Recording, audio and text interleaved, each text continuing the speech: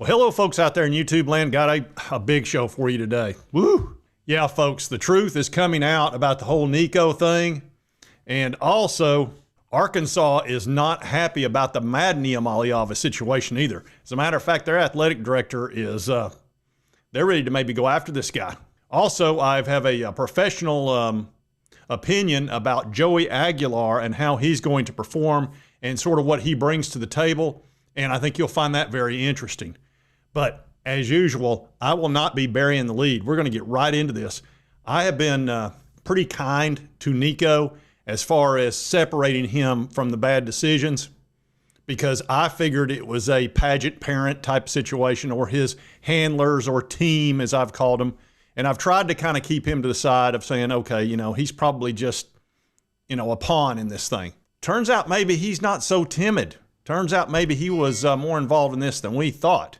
And I've got an article I'm going to show you from some very credible journalists who are, look, these are pros, okay? They're not going to put out an article like this unless they have dotted their I's and crossed their T's. And it's very eye-opening. The truth is coming out. I want the truth! You can't handle the truth! And this is a story that talks about why Nico soured on Tennessee and ended up at UCLA. And this is by Chris Lowe, Max Olson, and Adam Rittenberg of ESPN. Now, they go all the way back several months, back to December. Hours before the winter transfer portal closed, Tennessee sources say Iamaleava's representatives, including his father Nick, reached out to Tennessee's NIL collective, Spire Sports, and were looking to increase his pay to around $4 million. And we're talking about hours before. So, what, is that the same day almost? Hitting the target would put him closer to the amount that Carson Beck got. And if you'll remember, I showed you Shannon Terry said that he felt like the Carson Beck deal kind of put them into a tailspin. But when you looked at Carson Beck's numbers, they're not comparable. Carson Beck for 2 years put up big numbers. Matter of fact, 2 years ago, he put up huge numbers. Probably would have been a first or second round pick. Whereas Nico had decent numbers, not huge numbers. And Beck was in an offense that doesn't allow you to put up giant numbers. Whereas Nico, look, he's in a Josh Hypel offense. We've seen what can be done with that offense over the last 10 years. So anyway, he wanted $4 million. Now, sources close to the quarterback deny that they were seeking the $4 million. I'm struggling believing that, because look at everything that's happened. And we also know about the Pete Nicos tweet that went out with that report about Nico being in negotiations. And then, you know, I think we know who to believe more. Let's just say it that way. Since back then, Nico wasn't returning phone calls from coaches at this point. Sources close to the quarterback said he needed to take a mental break after the loss to Ohio State, and that he did seriously consider entering his name in the portal. Man, I wish he would have back in December. We would have had our pick of quarterbacks at that point, and he'd have been in a team that could have paid him more money. Waiting to the last second like that, and I know what caused that too. We're going to talk about that in a minute. Whew, I told you this was big. It says Tennessee sources believe that they reached out to several schools. We can easily believe that. Miami, Ole Miss, Oregon to gauge interest. Tennessee coach Josh Hypel was seemingly able to smooth things over and keep Nico on board. But the quarterback did not receive a new deal or more money. It says coaches and teammates attempted to reach him that day on Friday when he went silent and didn't show up for practice. It says as the day went on, it started to become obvious he was gone and wasn't coming back, a Tennessee source said. So sources close to Nico were confident he could secure a deal for more than $4 million at his next school, but he was working with little leverage, obviously, in the spring portal. Look, there's no leverage in the spring. Everybody's got their quarterbacks in assigned contracts, and most people honor their contracts, by the way. I guess they think maybe you don't, but that's not how it works. And, of course, Tennessee had the exact same situation. They had, look, there just wasn't anything out there. And, of course, he couldn't transfer to an SEC program, and no quarterback could come from an SEC program to Tennessee. It says his absence from the Friday's practice also created a perception among coaches that he had attempted a holdout. So sources at USC, Notre Dame, North Carolina, Texas Tech, and several other Power 4 programs told ESPN they weren't getting involved with Iamaleava. Some had quarterbacks locked in. Others were hesitant to deal with Iamaleava's reps. And it turns out there'd been some problems prior to that, said multiple sources at Tennessee told ESPN Nico missed 2 off-season workouts in February and that his father told coaches that Iamaleava's attorney advised him to skip workouts until he worked things out with Spire. Nico's camp contends the absence was over a payment issue with Spire. Spire representative told ESPN that there were no missed payments. Nick Iamaleava could not be reached for comment on this. The quarterback returned to workouts the next week, but his NIL deal remained unchanged. And right before spring practice in March, school officials were alerted by Oregon staff that Iamaleava's camp had contacted the Ducks inquiring about their interest, according to sources at Oregon and Tennessee. So clearly, Oregon called up Tennessee and said, hey, you need to be aware your starting quarterback is calling us and trying to cut a deal with us. So that clearly didn't go over well with Oregon, and they wanted to give Tennessee a heads up. And we covered that quite a bit. It says, sources close to Iamaleava told ESPN that the family's primary concern in the offseason was less about his compensation and more about Tennessee's effort to build up supporting cast on offense. Does that really make sense? They weren't asking for $4 million. If you're asking for $4 million and you want them to beef up the offensive line, for example, or get more receivers or whatever, which Tennessee did, you know they have to have money to do that. So if you're asking for more money, that gives them less money to do what you're asking them to do. That's just common sense. Those close to Nico were concerned about pass protection, his overall health, etc., because he had gotten a concussion in the Mississippi State game. It says those in Nico's camp expected Hypel to shore up the offensive line, reload at wide receiver, with one source saying the coach made false promises about those efforts. Really?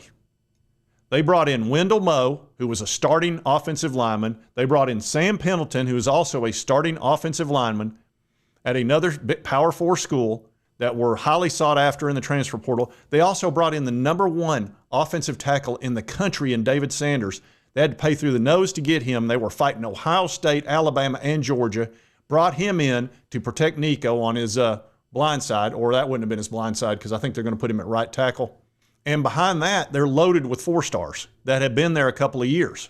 And as far as wide receiver, they did bring in Amari Jefferson, who was a big-time 4-star that had gone to Alabama and then transferred to Tennessee. They've got 5-star Mike Matthews. Braylon Staley, who was a top 100 wide receiver out of South Carolina. This will be his second year. Boo Carter, who was a top 50 ESPN talent, who can play multiple positions. He wants to play wide receiver as well as safety. He was an amazing safety last year at freshman and electric. When he returns punts, look out.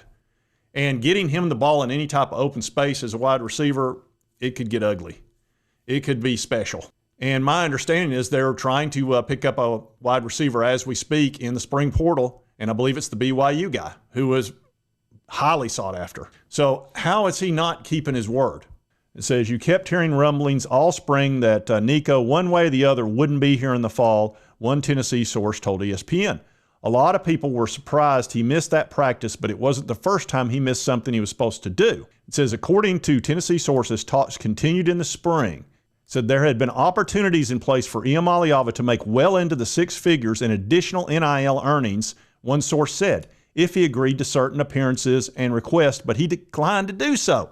So you want more money, they've got you more money. All you got to do is go down and do a dadgum commercial or some sort of a presentation or something, press a little flesh, and you can't do it. He turned down, my understanding, and we heard this from Will West of 99.1, who I very much trust, was told that he was offered $50,000 by a business that just wanted to help the team and wanted to help out with Nico's NIL. $50,000 just to come down there and do some little promotion. And he said, no, $65,000. And he said, I only got 50 set up for this. It's really almost a donation. No, 65 or forget it. I mean, who wouldn't go down and get $50,000? Even Rocky had to do a commercial every now and again. Well, excuse me. What's the gift, fellas? You know, I know I said it wrong, but it really don't smell manly. I mean, do you think this stuff smells like a man? I'd say absolutely no. Yeah, it smells manly. And on top of that, he'd even call his dad if he didn't want to do something, and his dad would call up and give people grief. So if he wanted more money, they had it for him. It's called name, image, and likeness. You knew that coming here. You knew that anywhere you went, that it was name, image, and likeness. What are you going to do if you make it in the NFL and they want you to do the discount double check? Oh, well, no, I can't do discount double check. That's not good enough for me. I mean, that doesn't make any sense. Make it make sense. You want money, here it is. Nah, not if I have to lift a finger. No, I'm not going to do it. What are you doing? 50 grand is more than most people make in a year. And you can't go down and shake a few hands? I've been trying to be nice about this when it came to Nico, but it sounds like he was a little bit more involved in this than we thought, or at least that I thought. Maybe I'm being naive. It says, even though Nico participated in spring practices, sources told ESPN that a general uneasiness still lingered throughout the program. Now here's where it gets very interesting. As Tennessee's spring practice reached its final week, sources said Iamaleava told at least one teammate after the Vols Wednesday practice, remember, that he planned to enter the transfer portal on the Sunday after the spring game. He said, and I quote, and this is from a source, "I'm getting in the portal if you need to handle your business." Iamaleava said as he was walking off the practice field, according to a Tennessee player who heard him say it. One of the teammates went to Hypel to alert him. Hypel met with Iamaleava to make sure everything was okay. He didn't mention anything about the information coming from teammates. Iamaleava assured his coach that everything was good and that it was all a bunch of rumors. Really? This is getting weird. It says the following day, a report on On3 emerged, and this is the one from Nicos, that Nico and Tennessee were in active negotiations for a new deal, which clearly they had been talking. Iamaleava's camp tells a whole different story, and Iamaleava's father took to social media to adamantly deny that the negotiations were taking place. And of course, when that one came out for Nicks, it got community noted because clearly it wasn't accurate. So there you go. It says sources close to the quarterback insist they've had zero conversations with Hypel or Spire since January regarding his deal and deny they were seeking $4 million. And said they even suggested that Nico was already making that much. It says the family is happy with Tennessee. Obviously not. So I don't believe that. It says Nico is happy, we're good. But the report itself sowed far more distrust and a suspicion that Tennessee coaches or the NIL was responsible for leaking information. It said it was a false narrative and that they took that crap and ran with it, a source close to Nico said. It became bigger than it was when it wasn't even the case. As his phone blew up Thursday, which is after the practice, he still attended a dinner and with Joey Halsley. But later that night, sources close to Nico said he reached his breaking point. He couldn't understand why the reports were coming out. Dude, you can't be telling people you're going in the transfer portal, coming off a practice field, and expect that to just, oh, you're the quarterback. It's like the captain of the ship going, oh, well, I'm getting ready to get off the ship. People are going to be concerned. Somebody's got to steer that thing. Jeez. Said he was unhappy because he felt pressured to make a decision about his future and said he was ready to leave, but his father encouraged him to sleep on the decision. This is where it gets a little interesting. Sounds like Nico's dad was like, calm down. See, I was thinking it was more his dad's decision. Sounds like it was more Nico's. So that next morning, Nico didn't show up for Friday's practice or meetings. That was a screw up because nobody respects that. Nobody. I can tell you, I mean, you even heard from Stephen A. Smith and Cam Newton and all these other guys, like, you got to show up for practice. That is just, you'd better be sick as a dog or something. So nobody's liking that move. That was not good. It says Nick Iamaleava, his dad, urged his son to go in and meet face-to-face with Hypel and his coaches to work things out, but Nico felt betrayed, sources said, and did not speak with Hypel on Friday. Said several people tried to reach out to the quarterback to no avail. Said he's hurt and he's disappointed, a source close to Nico said Friday morning. They're making him look like the villain and the scapegoat. All you had to do was go in and talk to the coach. What are you doing? This is like that movie Mean Girls. What, did somebody write something in the book? Somebody called you a fugly whatever? This is so high school. This is like that Dawson's Creek. Where's Joey? It says that night, Nico called Halsley to inform him he was completing his paperwork and he was entering the portal. And here Tennessee said he was never a troublemaker. He worked hard, didn't cause problems. So they liked him. This almost sounds like it got completely out of hand over a report or a leak. And Nico took it super personal because he was obviously on edge anyway and handled it like a high schooler. basically what happens. I'm actually glad to hear that his dad at least told him to go in and face up and talk to the coach. If you're going to do that, tell him face to face. Jeez. Anyway, sounds like Nico was a lot more involved than we thought. And again, this is from ESPN. You know, this is not some ordinary source. These guys double check and triple check, and it sounds like they were talking to both sides on this. So anyway, I thought you would find that super interesting. This is a lot of information we did not have. Now we're going to talk about Joey Aguilar a little bit. And this is a craning company, and they had an interview with Tom Luganbill, who is an expert on recruiting, also covers sports. He was a former quarterback. I mean, this guy knows what he's talking about. And this is a great interview.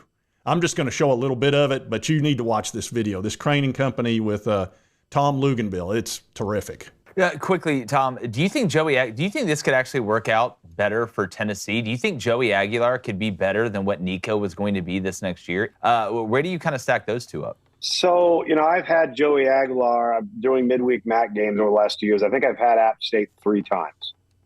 And all 3 times I came away with the same sentiment.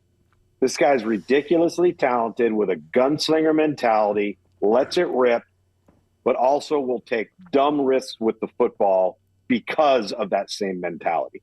Mm-hmm. So is he gifted enough? Is he experienced enough? Could he bring a swagger, a confidence, a level of production to the offense at Tennessee? Absolutely he could. Could he minimize and be more risk averse is the question that I would ask, because the consistency when it comes to minimizing those types of decisions has got to be leveled out if you were to be at a place like Tennessee or playing in the SEC. No doubt. Yeah. So you can see he's clearly highly thought of. I mean, UCLA was paying him over $1 million to come there. So he was highly sought after. He's a talented dude. What he's going to be like behind a big-time offensive line, throwing to very talented guys, he might surprise some folks. Anyway, as far as the turnovers are concerned, I showed you this chart yesterday. Josh Hypel's quarterbacks don't throw interceptions. His system is set up to where that doesn't happen very often. And you can see right here, everybody from Kent Myers, Drew Lock, Mackenzie Milton, Dylan Gabriel, Hendon Hooker, and then even Joe Milton only had 5 interceptions, and Nico only had 5 interceptions. So, I mean, you look at these numbers, 6, 7, 4, 3, 2, 5, 5, with all these touchdowns. So I think he'll be fine on the turnover situation. Again, if you've watched Tennessee's offense, it's set up to get guys in space, and it does it really well. It spreads the field out, and you're not throwing into tight windows that obviously create interceptions. So I think he'll enjoy this, and this is a guy that makes decisions very quickly.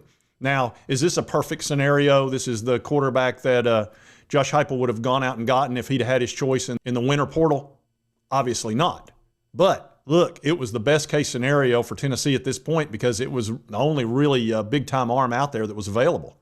I mean, look, this situation by Nico and the decision he made put Tennessee in a bad situation and himself in a bad situation.